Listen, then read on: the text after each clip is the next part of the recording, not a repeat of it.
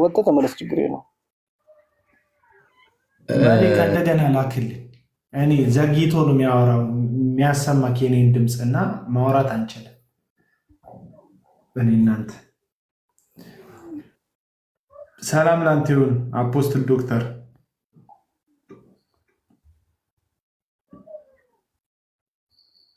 አፖስትል ዶክተር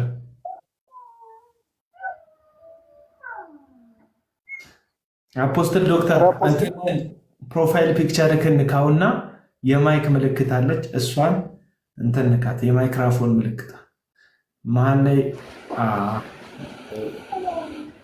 ይሰማል መላኩ አው ይሰማል አፖስትል ዶክተር መላኩ እንትን ድምጽ የኔናንተ ድምጽ እየዘገየ ነው የኔ ድምጽ የሚሰማክና በትክክል እንዲሰማክ ከእንደገና ላክልኝ ብዬክ ላክልኝ ከቻልክ እሺ ምንድነው ሐሳብክ ቃለ ሕይወት ቤተክርስቲያን አፖስትልና ፕሮፌት ሾማለች ያልክ ከዛ ብንጀምር እኛ ስለማናቀው ትሾማለች ያት ሐዋርያት ቃለ ሕይወት ቤተክርስቲያን ሙሉ ወንጌል ቤተክርስቲያን መካነ ኢየሱስ ቤተክርስቲያን ሕይወት ብርሃን እነዚህን ከዚህ አንጋፋ ቸርች ብለን ወይም ቀደምት ቸርች ብለን እኛ የምንቀበላቸው እነዚህ ቸርቾች ሐዋርያትን ነቢያትን ወንጌላውያንን መጋቢያንን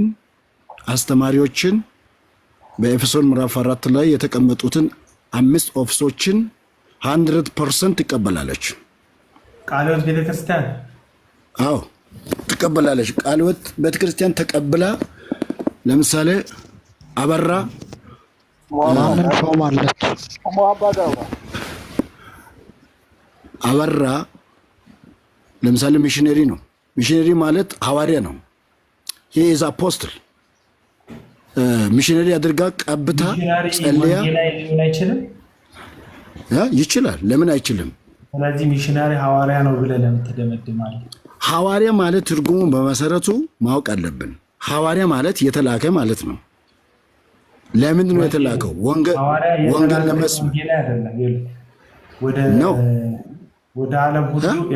ወደ ዓለም ሁሉ ሂዱ ወንጌል ለፍጥረት ሁሉ ስበክ የተባሉት 120 የሚያክሉት የኢየሱስ ደቀ መዝሙር ናቸው ስፔሲፊክ ግን ሐዋርያት ላይ የበጉ ሐዋርያት ግን አውቶሪቲ ትምህርቱን ከእግሩ ስር የተማሩ በእነሱ ትምህርትና በነቢያት ትምህርት ላይ ቤተክርስቲያንን ሊያነጽ እነሱን ልኳቸዋል ይሄ ታዲያ አሁን ቃለ ሕይወት ቤተክርስቲያን እስከ ዓለም ዳርቻ ድረስ መሄድ አትችልም ማለት ነው ነው አይደለም የሄደችማ ነው ቃለ ሕይወት ቤተክርስቲያን ወንጌል ተሰራች ታዲያ ወንጌልን ማቴዎስ ወንጌል 28 ቁጥር 18 ጀምሮ እስከ 20 ድረስ ያለው ወደ ዓለም ሁሉ ሂዱ ያለው የእግዚአብሔር ቃል ለቃለ ሕይወት ለሙሉ ወንጌል ሁሉ እየተሰጠ ነው ስለዚህ please let me tell you በደንብ አድርገህ ከሰማኸኝ ያ የተጻፈው የሐዋርያነት አገልግሎት ስልጣን የተሰጠው ለቤተክርስቲያን ነው ቤተክርስቲያን ሐዋርያ ሥራ ምዕራፍ 1 ቁጥር 8 ላይ መንፈስ ቅዱስ በእናንተ ላይ በወረደ ጊዜ ኃይልን ትቀበላላችሁ በኢየሩሳሌም በይሁዳ እስከ ምድር ሰማርያ ድረስ ምስክሮች ትሆናላችሁ ስላለ አዳምጠኝ አፖስትል አንተ መጀመሪያ አዳምጠኝ እኔ የምናገረው ወንድማችን እንደመልስልኝ ነው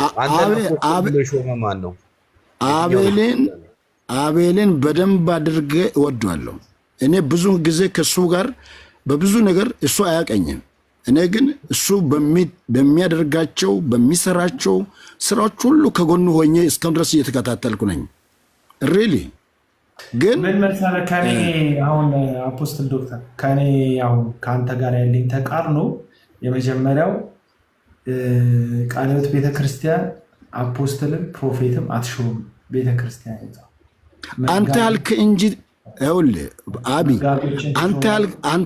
አንተ አልክ እንጂ ቃለ ሕይወት ነህ አንተ እኔ ቃለ ሕይወት የሾሙበት ቦታ ልንገርህ እሺ ንገረኝ የሾሙበት ቦታ እሺ ታቦር ቃለ ሕይወት ቤተክርስቲያን አዋሳ በቃ ታቦር ቃለ ሕይወት ቤተክርስቲያን አዋሳ እሺ ሮብ የሚታገለግል እህታችን ነቢት ናት ቃለ ሕይወት ናት ሮብ ሙሉ ጊዜ ለሷ የፎስ ፕሮግራም ተሰጥቷ ታገለግል አው ማን ነው አፖስትል ማን ነው ፕሮፌት ብላ ማን ነው ሐዋርያ ብለሽ ነጸጋብ ቸርች ነው ሐዋሳ ታቦር ቃለ ሕይወት ቤተክርስቲያን እኔ መጀመሪያ 3 ዓመት አገልግዬ ነው እኔ ታቦር ቃለ ሕይወት ቤተክርስቲያን አገልጋይ ነኝ። እሺ ዶክተር አንዴ እናንተ የእናንተን ሐሳብ ብቻ እውነት ለማድረግ ለምን ትታገላላችሁ? አይደለም መታገል አይደለም። አሁን ትግል እኮ ነው ይሄ። ቆይ አትታገሉ። ቆይ አንተ ራስህ አትታገሉ። እኔ እንደውም እናንተ ቃለ ሕይወት ቤተክርስቲያን ነቢያትን አትቀበልም ካላችሁ ሙሉ ወንጌል ቤተክርስቲያን፣ ሕይወት ብርሃን ቤተክርስቲያን ነቢ አትቀበልም ካላችሁ ፈጽሞ በኢትዮጵያ ላይ የሐሰት ትምህርትን እያስከዳችሁ ናችሁ ማለት ነው። ስለዚህ ቃለ ሕይወት ነቢን ትቀበላለች፣ ሐዋርያን ትቀበላለች፣ ፓስተርን ትቀበላለች። አንዴ የርሶስ በመጀመሪያ ጋሺ አንዴ የርሶስ ትክክለኛ ስሙት ማን ነው? በግዱ ነኝ። በግዱ አንዴ ቆይ አንዴ አሁን የቃለ ሕይወት ቤተክርስቲያን ተጨማሪ ጥያቄ እንጠይቀው። ፈቃዱ ተጨማሪ ጥያቄ አይ ተጠይቋል። መሐባ ቆይ አንዴ እኔ አንተኑን በግዱ አንዴ ብንደማመጥ እኮ እርሶ ያሉትም ልናምን እንችላለን። ምክንያቱም በመረጃና በማስረጃ ነው። ለምሳሌ አንድ ሎካል ቸርች ምናልባት እርሶ ያሉበት ሾማ ሊሆን ይችላል አናውቅም። ግን በቃለ ሕይወት ቤተክርስቲያን አስተምሮትና መተዳደሪያ እንደዚህ አይነት ነገር ይኑር አይኑር ሙሐባ የቃለ ሕይወት ቤተክርስቲያን አባል ስለሆነ እሱ ያስረዳን። እሱ አንዴ መደማመጥ ጥሩ ነው። ማን ሙሐባ ጎስፔል ሚውዚሻን ማቲም ገብቷል። እሱም ቃለ ሕይወት ቤተክርስቲያን ነው። እኔ ቃለ ሕይወት በግዱ አንዴ በግዱ ቆይ አፖስትል ሲሰጡት ያወራ በግዱ ቃለ ሕይወት ቤተክርስቲያን አይደለም። አንተኛ እናስረዳ አይደለው ሊሆን ይችላል። እኔ ቃለ ሕይወት አይደለም ስለማውቀው ነው። እንዴት ታገኛለህ? የት ታገኛለህ? አሁን አትበል። እኔ 38 ዓመት በቃለ ሕይወት አገልግያለሁ። ከፈለክ አንተ ቃለ ሕይወት ብትሆን ራስህን አፖስትል ነኝ ቃለ ሕይወት ብትሆን አይደለም። እኔ የታወቅኩ አፖስትል ነኝ። በጣም የተዋጣለት ቃለ ሕይወት ቤተክርስቲያን በአስተምሮ እኔም ቃለ ሕይወት ቤተክርስቲያን አባል ነኝ። በመጽሐፍ ቅዱስ አስተምህሮ አይደለም። እኔ በአንድ አጥቢያ ቤተክርስቲያን አይደለም እኮ እኔ በኢትዮጵያ ቃለ ሕይወት ቤተክርስቲያን ዋና ጽሕፈት ቤት 7 ዓመት ሰርቻለሁ። ከፈለክ በወላይታ ቃለ ሕይወት ቤተክርስቲያን 6 ዓመት ሰርቻለሁ በዋናው ጽሕፈት ቤት። እርሶን አፖስትል ብሎ የሾመችው ቤተክርስቲያን የትኛው ቤተክርስቲያን ነው? ማን ነው የሾመው? ማን ነው አንተን አፖስትል ብሎ የሾመው? የቃለ ሕይወት ቤተክርስቲያን ንገረን። እውነት አንተ ማን እንዲሾም ትፈልጋለህ? አንተ ማን እንዲሾም ነው የፈለከው? አይ የተሾሙበትን ቤተክርስቲያን ለምን አይነግሩም? አንተ ማን እንዲሾም ፈልጋል? አፖስትል ብሎ እናንተ አሁን ለምሳሌ እናንተን ሁላችሁ እዚህ ያላችሁ ሁላችሁ እናንተን እዚሁ ያላችሁት ሁላችሁትን ስለ አፖስትል ስለ ፕሮፌቲክ ሚኒስትሪ እኔ አጣሩ ብሎ የላከው ማን ነው? እናንተ ስለ ታውቃላችሁ? እውነት ስለ አፖስቶሊክ ሚኒስትሪ ታውቃላችሁ? ስለ ፕሮፌቲክ ሚኒስትሪ ታውቃላችሁ? ተምራችኋል? አልተማራችሁትም። ምንም ስለ መጽሐፍ ቅዱስ ስለ ነብይነት አገልግሎት ምንም የተማራችሁበት ነገር የለም። እናንተን አጣሩ ብሎ የላከው ማን ነው? እናንተን አጣሩ የላከው ማን ነው? አንተን ማን ነው?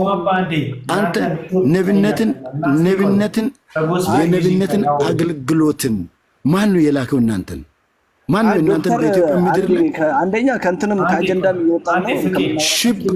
እናንተ አሁን ሽብርተኞች ናቸው። እናንተ ሽብር ፈጣሪዎች ናቸው።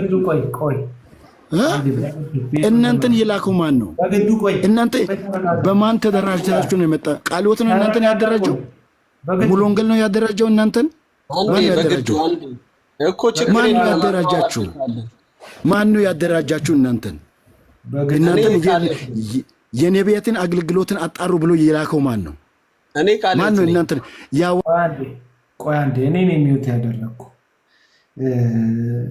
ተረጋግተህ አየር ውሰድ፣ አጠገብ ውሃ ካለ ጠጣ። ከዛ በኋላ እንደ እንትን እናውራ፣ እንደ ባይብል እንደ መጽሐፍ ቅዱስ እናወራ። ከዛ ቃለ ሕይወት ቤተክርስቲያን ደግሞ ኢትዮጵያ ውስጥ ያለች ቤተክርስቲያን ስለሆነች የእሷን አሰራርም ምንም እናውቃለን። ዋናው ጽሕፈት ቤት ብትሰራ ዋናው ጽሕፈት ቤትም ሰራ እዚህም ሰራ እዛም ሰራ የቃለ ሕይወት ቤተክርስቲያን መተዳደሪያ ደንብ ውስጥ እንትን የለም። አፖስትል የምትለው እና ፕሮፌት የምትለው አገልግሎት የለም።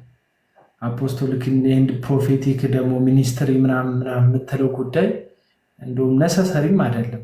መጽሐፍ ቅዱስ ላይ ስጦታዎች ለቤተክርስቲያን ተሰጥተዋል እንደየአገባባቸው ቤተክርስቲያን ለማነጽ ይሆናሉ እንጂ ራስን ለማሳየት ከዛ እንደዚህ እንደ ቋንጣ የተዘለዘለ ረዥም ስም ለመለጠፍም አይደለም የሚያስፈልጉት።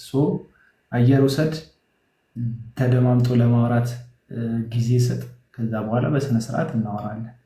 አሁንም ቅድም እንደነገርኩ ፎቶ ንካ።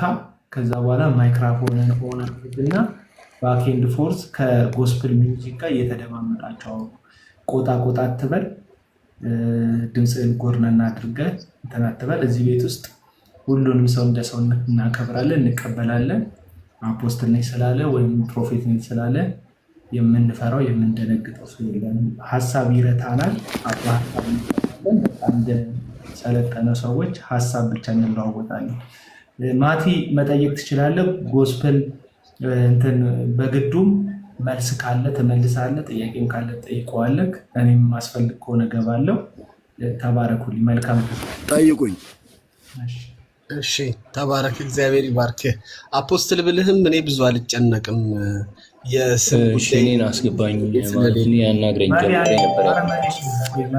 መሌ ያወሩ ይጨርሱ። በእናትህ ካልቻልክ ውረድና ከዛ ጠብቀህ በተራክ ትገባለህ።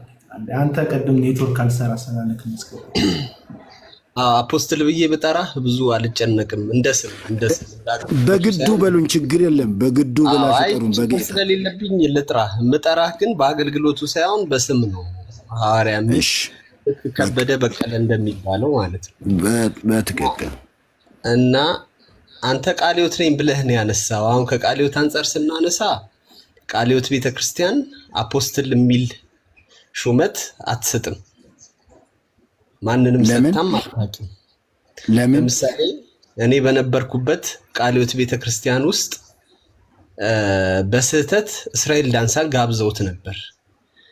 ግን ቸርቿ ቃለ ሕይወት ነች። ግን እስራኤል ዳንሳ የሚባልን አጭበርባሪ ሰው ጋበዘች። ከዛ ጋብዛው መጥቶ አገልግሎ ቪዲዮ ቀርጾ ቃለ ሕይወት አገለገልኩ ብሎ ለቀቀ። ይቺ ሎካል ቸርች ቃለ ሕይወት የምትባል አንድ ሎካል ቸርች ድፍን አጠቃላይ ቃለ ሕይወትን መወከል አትችልም።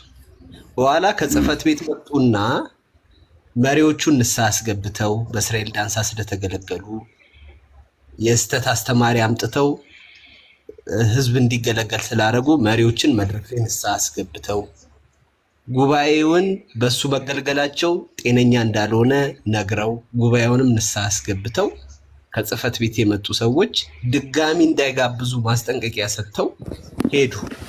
አሁን እቺኛዋ ቃለ ሕይወት ቤተክርስቲያን አንድ ቀን በስህተት እስራኤል ዳንሳን ስለጋበዘች እንደ እስራኤል ዳንሳን ቃለ ሕይወት ይቀበላሉ ማለት አይቻልም። አንተ በነበርክበት ደግሞ ባለህበት ቤተክርስቲያን ድንገት አንተንም አፖስትል ብለው ሊሆን ይችላል። ግን ዋና ጽሕፈት ቤት ይሄን አይፈቅድም ነው። ዋናው ቃለ ሕይወት ሄድ ኦፊሱ አፖስትል የሚል ሹመት በየትኛውም ሎካል ቸርች እንዲሰጥ ፍቃድ አይሰጥም።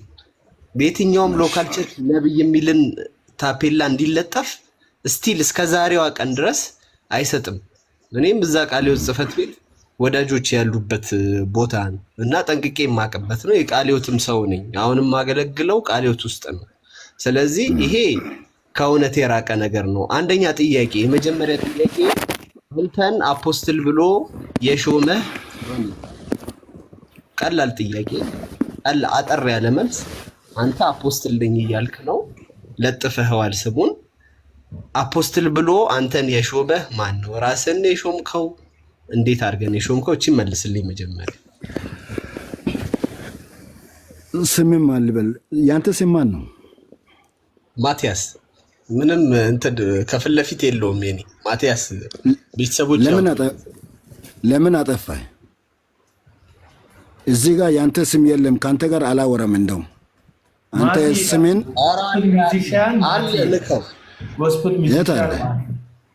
ጎስፔል ሚውዚሽያን ማቲ ነው ስሙ።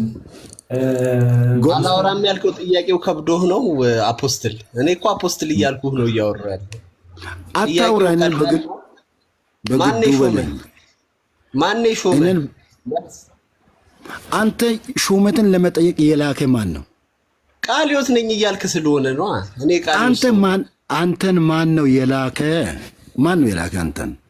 ይህን ሹመት እንድትጠይቅ የነቢያትን ሹመት፣ የሐዋርያትን ሹመት፣ የመጋቢ ሹመት እንድትጠይቅ የላከ ማን ነው አንተን? አቤል አቡና ይሁን አቤል እኮ ይጠይቅ ጥያቄ ትመልሳለህ። ይሄው አቤል ነው የላከኝ። አቤል አለ። አንተ ምን አስፈራ? አንተ ምን አስፈራ? ቀጥታ አትመልስም? አቤል የፈለከውን ጠይቀው፣ የምትጠይቀውን ጥያቄ መልስ ብሎ ገባው። እኔ ፍርሃት አይደለም እኮ ብዬ ጠየቅኩ። ይሄው አቤል ደግሞ ዶክተርነታቸው ፍርሃት አይደለም። ዶክተር ገና እሱም ይጠየቃል። ዶክተርነታቸው ራሱ ይጠየቃል። ገና በምን ላይ አንዴ ከላይ ያላችሁ ችግር የለውም። እኔ አፖስትል ይኸውልህ፣ አንተ ማለት ነው አፖስትል ብዬ ነው የማወራው። አፖስትል እየሰማሁ ነው። ማን ነው የሚስቀው? እኔ ነኝ። ጥያቄውን ያሳቀቅ መልስ የለውም። መልስ የለውም። ችግር የለውም አለኝ። ለምን ጥያቄ ይጠይቃል? እኔ ጥያቄ በጥያቄ እኮ ነው የሚጠይቅ። አንተን የላከ ማን ነው? አቡናን የላከው ማን ነው? እሱም በኋላ ትጠይቀዋለህ። ለእኔ መልሱን ስጠኝ። በምድር ላይ ተነስታችሁ እንዲሁ ከመሬት ተነስታችሁ አንተ በቃልዮት ስም አታጭበርብር። አንተ ገስት እንደላክ ነው የማውቀው። ገስት ላክ አሁን ማን የላከው ምናምን የምትለው እኔ ከውጭ እየሰማሁ ነበርኩት። ስለእናንተ ክርክር ከውጭ እየሰማሁ ገስት አቤል ሊሸውደን ነው። እኔ መልሱን ይመልስ መጀመሪያ። መልሱን መመለስ አትፈልግም? ስለዚህ በጣም ጠብቀኝ፣ ይመልሳል። ጥያቄ የተጠየቅከው ልትገረፍ አይደለም። ስም ለጥፈሃል። ይሄ ስም ለቤተ ክርስቲያን የተሰጠ ስጦታ ስም ነው። መጽሐፍ ቅዱስ አንዳንዶችን ሐዋርያት፣ ሌሎችን ነቢያት፣ ሌሎችን መጋቢዎች፣ አስተማሪዎች፣ ወንጌል ሰባኪዎች አድርጎ ሰጠ ይላል የኤፌሶን መልእክት ምዕራፍ 4 ላይ ማለት ነው። ስጦታው የቤተ ክርስቲያን እስከሆነ ድረስ እኛ የቤተ ክርስቲያን አካል እስከሆነን ድረስ ስጦታ የተሰጠው ለእኛ ስለሆነ ሰጪውም ለእኛ ለቤተ ክርስቲያን ስለሆነ የሰጠው የቤተ ክርስቲያን አካሎች ስለሆነ እንጠይቃለን። ለምሳሌ ፔንቴኮስታል የሆኑ ቤተክርስቲያኖች አሉ። ለምሳሌ ሙሉ ወንጌል አፖስትል ብላ ኦርዴንድ ታደርጋለች። እንደው ጎስፔል ሚውዚሽያን እሱ ቃልዮት ቤተክርስቲያን ስለሆነ አፖስትል በሚለው ጉዳይ ባያምንም ግን ለዛ ለሙሉ ወንጌል ቤተክርስቲያን ስለሆነ እውቅና የሰጠችው ሪስፔክት ይኖረዋል ለዛ አገልግሎት ማለት ነው። ሌሎቹም እንደዚሁ አክሲሎም ሆነ ሞአባ የቃልዮት ልጆች ቢሆኑ ግን ሙሉ ወንጌል ለምትሰጠው ስጦታ ወይም አለበት ይሄ ሰው ለምትለው ስጦታ እንደ እግዚአብሔር ቃል እየመረመሩ ለቤተ ክርስቲያኒቷ ክብር ስላላቸው በሚቀበሉበት መጠን ነገርየውን ይቀበሉታል። ስለዚህ አሁን አንተን ቤተ ክርስቲያን ነው ወይ ኦርዴንድ ያደረገች ስሙን ለጥፈክ ነኝ ስላልከን ማለት ነው። ነኝ ስላልከን አሁን ዶክተር ነኝ ስላልከን ፐርሰናል አድርገን ጥያቄ ዶክተርነቱ ምንድን ነው? ማስተርስ ሰርተ ከዛ ፒኤችዲ የሰራከው ትምህርት አለ ወይ ወይስ በሕክምና ነው ወይ ዶክተሬትን ያገኘው? ሌላውንም ጥያቄ እንጠይቃለን። የክብር ዶክተሬት እንጠይቃለን ስለለጠፍከው ማለት ነው እንጂ እንደ መላኩ ብለህ ወይ እንደ ፍቃዱ ብትል እንደ ፍቃዱ እያልን እናወራለን እንጂ ስለ አፖስትልነትም አናወራ። ለጥፋለን እኛም የቤተክርስቲያን አካሎች ነንና ልትመልስልን ያስፈልግሃል ብዬ አስባለሁ። ጳውሎስ የሐዋርያነቱ ጥያቄ ራሱ በተከላት በቆሮንቶስ ቤተክርስቲያን ላይ ሲነሳ መልስ ሰጥቷል። እሺ አቡ እኔ በጣም ጥያቄ ተነስቶ እያከበርኩ መልሶቹን እኔ አንድ ባንድ መልሳለሁ። እያከበርኩ ነው። አንተን በጣም አከብራለሁ። እግዚአብሔር ይባርክ። እነዚህ ወንድሞችንም በጣም አከብራቸዋለሁ። እኔ ሁል ጊዜ ያው አታገኝም። እኔን በአካል ምናልባት አልተገናኘንም። አንተል ነው አንተና እኔ ችግር የለውም አባ። እሱ ማብራሪያ ብዙ አያስፈልግም። እኔም ሪስፔክት አደርጋለሁ። ስለዚህ እኔ ሐዋርያ በግዱ ዶክተር በግዱ ያልኩበትን ወይም ይህ ስም ያገኘውበትን አቤልዬ አንተን ለመጠየቅ ማን ነው የሾመኝ? ማን ነው አንተን የላከ? ነቢይ እዩ ጩፋን ነቢይ አይደለም ብለን ለመናገር ዮናታን አገልጋይን ማን ነው የላከ? እናንተን ማን ነው የላከ? በግዱ አንተ አፖስትል ነኝ ያልከው ማን ነው አፖስትል ያደረገ? እኔ አሁን ሙዚቀኛ አንተን አፖስትል በግዱ የሚለው ሂድና ጠይቅ ያለ ማን ነው አንተን? ይሄ አሁን ምሳሌ ስለራሴ አሁን በሰላም ያለው ልንገራችሁ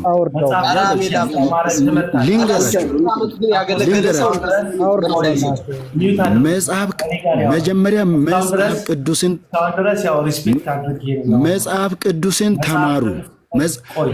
ቅዱስን ተማሩ። በደንብ አድርጋችሁ መጀመሪያ መጽሐፍ ቅዱስን ይወቁ። መጽሐፍ ቅዱስ ተማሩ።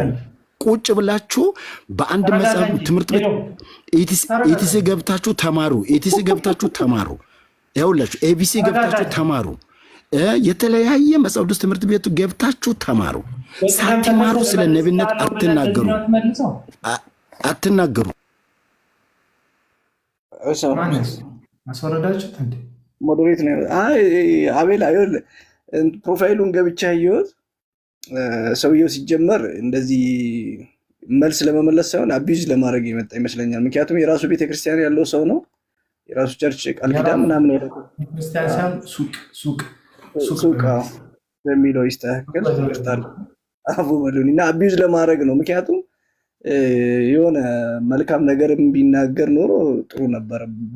ዶክተር በሚለው ይናል ማረግ ይዞ አፖስትል በሚለው ማረግ ይዞ እያንዳንድ የሚያወራቸው ነገሮች በነገራችን ላይ ስህተት ናቸው። አሁን ሄድ ኦፊስ ሰርች ያለውም ያለውም ውሸት ነው ማለት የሾመውን ነገር ማያወራው በስህተት ነው። አይ ለማጭበርበር ነው። ሰዎችን እዛ ያሉትን የእሱ ሱቆስ ያሉትን ሰዎች ባይሆን አሁን አካውንቱ አለ ታውቃለህ። የንግድ ባንክ አካውንቱ አለ። የምን አካውንቱ በአካውንት ነው።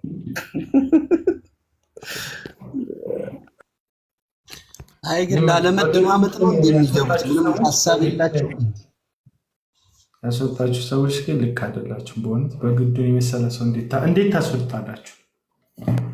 አይ ስሙ ራሱ አይታችኋል። ስሙ ራሱ በግዱ ነው። በቃ በግድ እኮ ነው እያወራ ያለው። ስምና እንዴት ነው አንድ ላይ ሄዳለ ተግባሩ። አሁን ራሱ ወንጌላችን ነፃ መውጣት ያለበት ከአፖስትሎችና ከፕሮፌቶች ነፃ መውጣት ያለበት ወንጌላችን ከወንጌላችን ላይ ፖለቲካ እጁን ማንሳት እንዳለበት አፖስትሎችና ፕሮፌት ነን የሚሉ ሰዎች እጃቸውን ማንሳት አለባቸው። ኔትወርክ ዘርግተዋል። ደግሞ የእግዚአብሔርን ቤት ያበከታችሁት፣ የእግዚአብሔርን ቤት ያግማማችሁት፣ የእግዚአብሔርን ወንጌል መዘባበቻ በማያምኑ ዘንድ መቀለጃ ለሳቅና ለተረብ እግዚአብሔርን ስም ያሰደባችሁት እናንተ ናችሁ። አፖስትልና እንትን ፕሮፌት የሚል ስም እየለጠፋችሁ ማለት ነው። ከዛ ባህሪያችሁ በጣም አመፀኞች ናችሁ፣ እምቢተኞች ናችሁ፣ ትዕቢተኞች ናችሁ፣ እብሪተኞች ናቸው አብዛኞቻችሁ። ለዛ ነው ይጩፋ ጥፍሩ ጣቱ ሲረገጥ ጥፍሩ ይወጣ ሊቧጨር ማለት እና የእግዚአብሔርን ቤት የእግዚአብሔርን ነገር አታግማሙት፣ ልቀቁ። የእግዚአብሔርን ሕዝብ ድሮ እግዚአብሔር ሕዝቡን ለማጽናናት በብሉይ ኪዳንም በአዲስ ኪዳንም ነቢያትን ለማስጠንቀቅ ሕዝቡን ይልክ ነበር። አሁን ግን እግዚአብሔር ሕዝቡን ለመቅጣት ነው መሰለኝ እናንተን እየላካችሁ ያለው። እግዚአብሔር ቀብቷችሁ ሳይሆን እግዚአብሔር ሕዝቡን ለመቅጣት የተላካችሁ የቅጣት ጅራፎች ናችሁ። ከሆዳችሁ የዘለለ ወንጌል የሌለባችሁ አፖስትል ነኝ ብለህ ከተማ ለከተማ ስትልከሰከስ ስትንከራተት የምትውል ለወንጌል ግድ የሌለ ለወንጌል ጭራሽ ግድ የሌላችሁ ለወንጌል የእግዚአብሔር ቤት ጉዳይ ግድ ማይሰጣችሁ አፖስተልነታችሁን ከዛ ከሽንሽቾና ከእንትን ተራራ ስር ከሆነ ክፍለ ሀገር ስር ወደ መሀል ከተማ መሻሻያ ያድርጋችሁ ኑሮ ማሻሻያ ያድርጋችሁ ገንዘብ ማግኛ ያድርጋችሁ ህዝቡን እያሳታችሁ ያላችሁ አመፀኞች እግዚአብሔርን ቤት ልቀቁ። የእግዚአብሔርን ቤት ልቀቁ። የእግዚአብሔርን ህዝብ ልቀቁ። ከብት ላይ እንደሚለጠፍ የከብቱን ደም እየመጠጠ ራሱን እንደሚያደልብ ከብቱን እያከሳ ራሱን እንደሚያወፍር መሽገር የእግዚአብሔር ህዝብ ላይ ተጣብቃችሁ ገንዘቡን እድሜውን ነፍሱን መንፈሱን እየመጠመጣችሁ ራሳችሁን እያደለባችሁ ያላችሁ ከአጋንንት የተላካችሁ አፖስትል የሚል ስም መለጠፍ ማታፍሩ አመፀኞች እጃችሁን አንሱ ከእግዚአብሔር ቤት ላይ አመፀኛ አሁን ይሄ አፖስትል በግዱ ነኝ ያለው ሰው በግድ ነው በቃ አፖስትል ራሱ ነው እንደስም በግድ ጨራሽ ለእግዚአብሔር ቤት ግድ የሌለው ሰው ማለት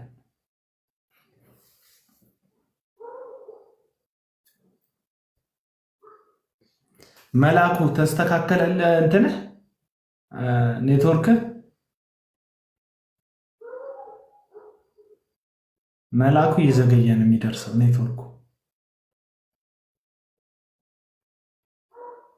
ተስተካክሏል። ምናልባት አንተ ጋር ካልተጋጨ አሁንም ይጋጫል። አቢሲሎም አዋራ ውስጥ ከመሌ ጋር አቤት ማሌ እንዴት ነህ? እሺ እንደምን ቆያችሁ? እግዚአብሔር ይመስገን። ስለ ሹመት ሲነሳ ሁለት ፖይንት ማንሳት ፈልጋለሁ። የኢትዮጵያ ቃለ ሕይወት ቤተክርስቲያን አትሾምም፣ ሐዋርያም አትሾምም፣ ነቢይም አትሾምም፣ አልሾመችምም። እኔም የኢትዮጵያ ቃለ ሕይወት ቤተክርስቲያን አገልጋይ ነኝ። በዚህ በሃና አጥቢያ ውስጥ አገልጋይና የመንግስት ሰራተኛ ነኝ።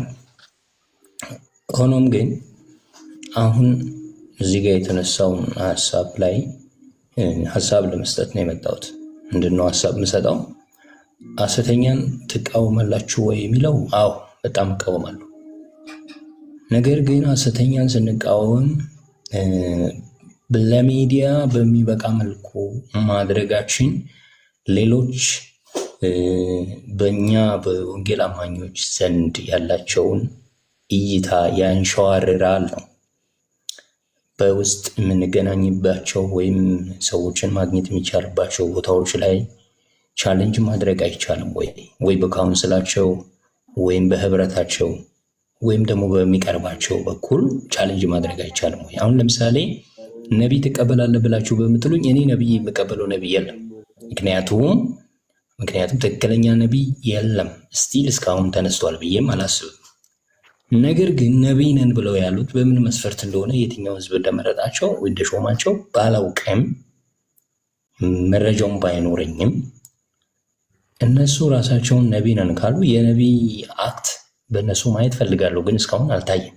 ስለዚህ ነቢይነታቸውን አልቀበልም፣ እጠራጠራለሁ ማለት ነው። ከመጠራጠርም አልፎ ወደ ላይ ይለኛል እዚህ ጋር በዚህ ነገር ግን እነሱን ስንተች ጀነራሊ የወንጌል አማኞች በወንጌል ላይ ያለን ጽናት ቸርቻሪነት ተደርጎ አሁን ለምሳሌ ጴንጤ ነኝ ብዬ እኔ በቢሮዬ ስናገር የዘይት ቡድን ነው ለካ ነው የሚሉት፣ የጨርቅ ቡድን ነው። የጨርቅ ቡድን አይደለንም፣ ያው ናችሁ እባክህ፣ አንድ ካውንስል አይደለም የሚመራችሁ ምናምን ነው የምንባለው። የኛ ማንነት በማይሆን ነገር እየተጠራ ስለሆነ በሚዲያ ትችቶች የትኛውንም ክርስቲያንም ሆነ አሕዛብ ሊያንጽ አይችልም ባይ ነኝ። መቃወሙ ላይ በጣም ደስተኛ ነኝ፣ እቀበላለሁ። ምክንያቱም ከስር ገብቻ አያቸዋለሁ። ይሄ በተለይ ዩጩፋና እስራኤል ደንሳ እነዚህ ከማጅራት መቼም በላይ ማፊያዎች ናቸው። ይህንን በእርግጥ ማፊያዎች ናቸው። ይህ ማፊያነታቸውን ደግሞ እስቲ ሶዶ አካባቢ ሄዱ፣ በደንብ መረጃዎችን ታገኛላችሁ። በተለይ እዩ ይሄንን በእርግጥ እኔም ምክንያቱም 2004 ላይ ሲነሳ ምን አይነት ህይወት እንደነበር አውቃለሁ። 2004 ላይ ሲነሳ እጅግ በጣም በዘመነ መልኩ በሲስተማቲካሊ በቤተክርስቲያን ውስጥ ድራማ በማሰራት የታምራት ፈውስ ምናምን ብሎ በማድረግ ሰዎች ገንዘብም እየተቀበሉ ይሄን በደንብ እኔ አብሬው እዛ ጋር ወንጌላዊ ወይም አገልጋይ መስሎኝ ቀርቤ ፋና ቃለ ሕይወትን በጣም ረብሿታል። ፋና ቃለ ሕይወት በሱ ምክንያት ተናውጣ ተረብሻም ነበር። እኛ ወጣቶች ነን፣ ወደኋላ ተመልሰን እነኛን ሰዎች ይዘናቸው ስኒስ እሱ ወደ ሐዋሳ ሾላል። ይሄ ነው። ሌላውን ደርደሩን ሳላወራ ጨነፍ አድርጌ ማወራው ይሄ ነው። ከዚህ ውጭ ግን ትችታችን ለሚዲያ ባይሆን በሚዲያ ላይ ባይሆን አንዳንድ የማይፈለጉ ቃላቶችን እየመጡ የሚናገሩ ሰዎች አሉ። ከዛ የተነሳ ደግሞ ፊድባክ የሚሰጡ ነገር ማይሆን ነገር ስለሚሆን ትችቱን እቀበላለሁ። ነገር ግን አደባባይ ለክርስቲያን፣ ለአሕዛብ፣ ለሙስሊም፣ ለቡዲዝም የቀረበ አደባባይ ላይ ባይሆን ባይነኝ። አመሰግናለሁ።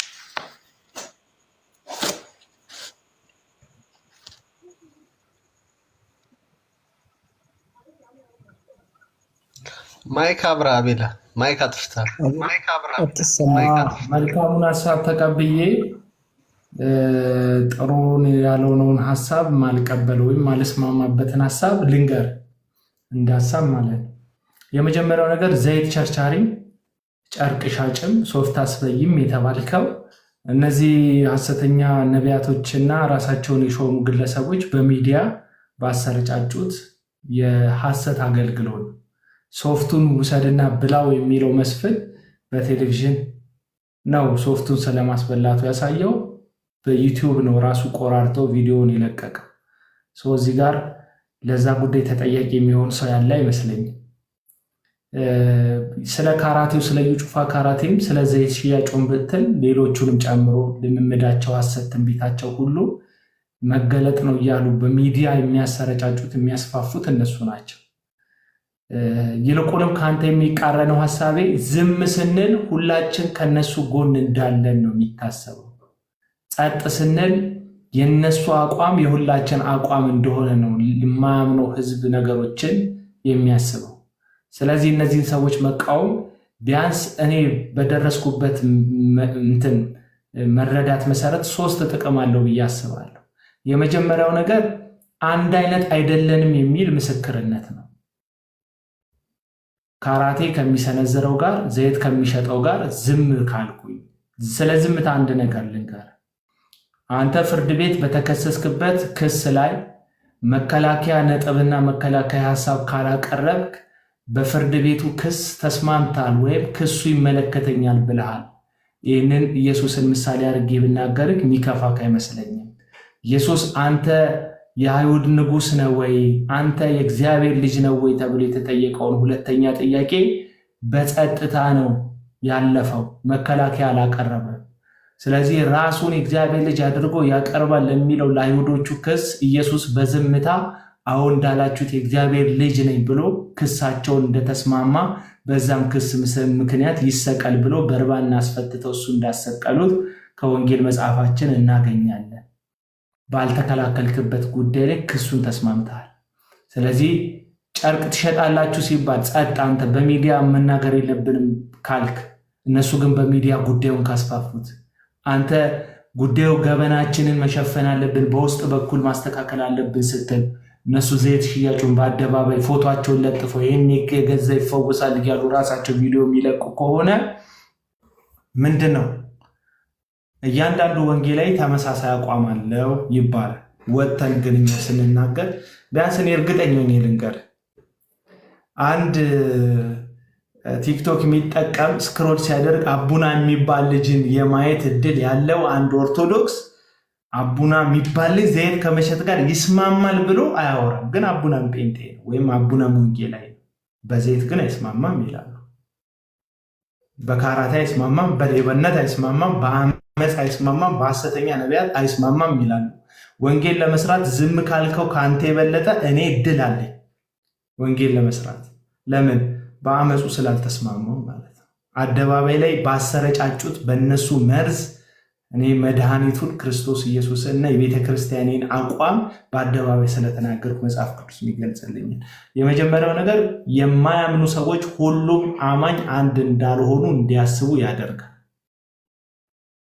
በአደባባይ መቃወሙ ነው ማለት። ዝም ማለት ግን ጥፋታቸውም የኔ ጥፋት ነው እንደማለት ነው፣ ወይም በተከሰስነው ክስ አብረን ተከሳሽ ነን እንደማለት ነው ዝም ካለ። በሁለተኛ ደረጃ ያንን ልምምድ ነገ ለማድረግ የሚያኮበኩቡ ወይም ደግሞ ደካማ የሆኑ ክርስቲያኖች የእነዚህ ሰዎች ፈለግ እንዲከተሉ ገላትያን መጽሐፍ ምዕራፍ 1 ላይ በርናባስ እንኳን እስኪሳብ ድረስ ይላል። በማን ግብዝነት? በጴጥሮስ ግብዝነት በርናባስ ተሳበ። ጴጥሮስን ፎሎ ለማድረግ ሞከረ፣ ዋነኛ ስለነበረ።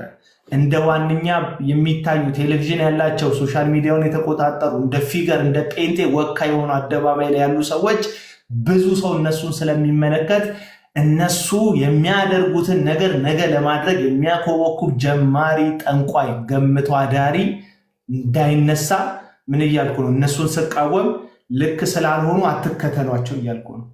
ሁለተኛ ከታች የሚከተላቸው ትውልድ እንዳይኖር እያሳሰብኩ ነው። በሚዲያ ላይ ስለሆነ የሚከተላቸው ህዝብ እየተከተላቸው ያለው በሚዲያ ላይ አለባበሳቸውን የሚያይ፣ እጀባውን የሚያይ፣ ገንዘባቸውን የሚያይ፣ ቤታቸውን የሚያይ፣ ኢኮኖሚካሊ ምን ያህል እንደተለወጡ የሚቋመጠው ማህበረሰብ በሌብነት የመጣ ነው፣ በአመፅ በነውር የመጣ ነው ብለን ስንነግረው ነገና ከነገ ወዲያ ከገባበት ቁርጡን አውቆ ነው የሚገባው። ስለማላቅ ነው ማለት አይችልም።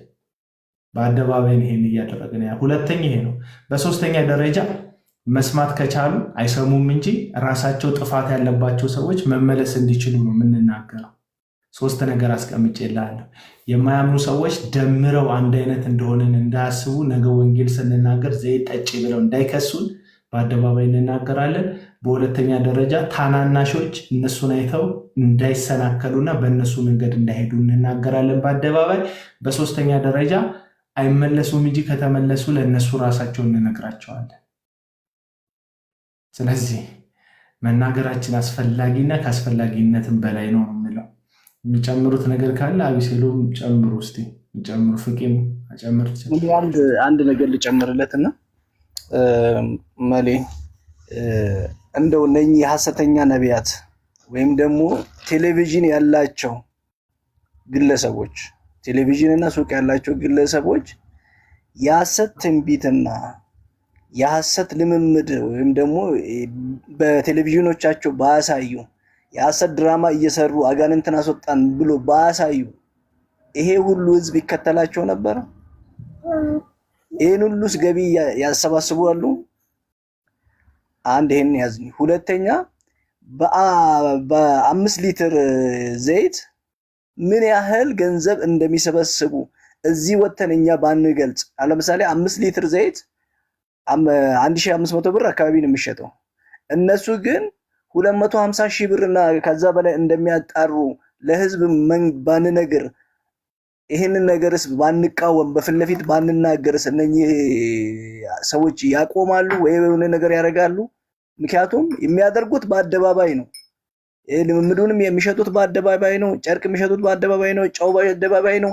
የሚሞተውንም ሰው ራሱ የሚገሉት በአደባባይ ነው። ከዩቲዩቦቻቸው ላይ ገንዘብ እየተከፈላቸው ነው። በቃ ሰው የሞተባቸው ሰዎች ገንዘብ እየከፈሉ ነው የሚያስወርዱት። ይሄንን ነውራቸውን እነሱ በአደባባይ እየተናገሩ እያደረጉ እኛ በአደባባይ ብንናገር ምኑ ነው ክፋቱ? ይሄንን ለማለት ነው። ሌሎቻችሁን ጨምሩ።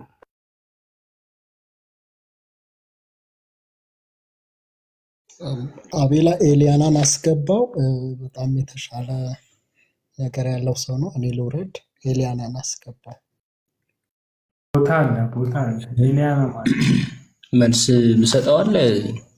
እኔን ጥያቄ ጻፈልሃለ። በጣም ኤሊያ መልስ ምሰጠዋለ። በእግዚአብሔር ላይ ናቸው የሚለው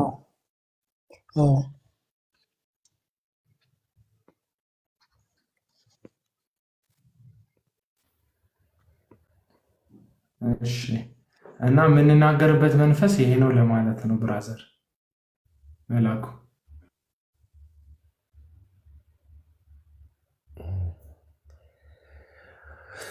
ሻሎም ሻሎም አቤል አላወቀኝም፣ ግን አሁን ስነግር በደንብ ታውቀኛለህ። አቤ ነኝ። አቤ አቤ ማለት ሰላም ነው። አወቅኩ። እንዴት ነህ? እግዚአብሔር ይባረክ። ሁሉ ሰላም፣ ሁሉ መልካም ነው። እግዚአብሔር ይመስገን። ያው ብዙ ጊዜ አያለሁኝ። እውነት ነው እንግዲህ የተጠራንበት እውነት ይሄ ነው። ምክንያቱም ወንጌል በአደባባይ የሚሰራውን ያክል ነውረኞቹም ደግሞ በአደባባይ መጋለጥ አለባቸው።